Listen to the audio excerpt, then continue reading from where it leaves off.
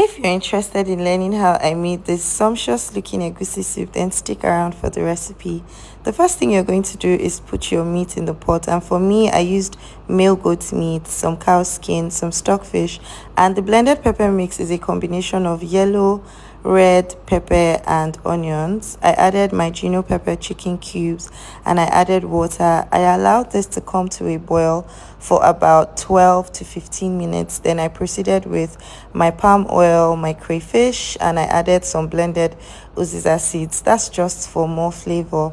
Now in my hand peel blended egusi, I'm going to be adding in some crayfish, some blended uziza seeds, some seasoning cubes, some pepper mix, and some chopped onions. I added a little bit of water and I mixed this to a paste. Now you can make the paste slightly runny or thicker depending on the consistency of egusi that you want.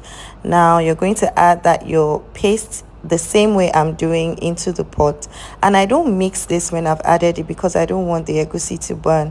When you're making egusi, to be honest, you need a lot of patience. So when you add the egusi in, you're going to turn the heat down to medium low and you're going to allow it to simmer like down for about 15 minutes. Then I always proceed with more spices. That is my crayfish, my pepper, my onions, and I taste for seasoning, and if there's a need for it, I'll add it. I also added unshelled periwinkles to this, and I also added some smoked panla fish.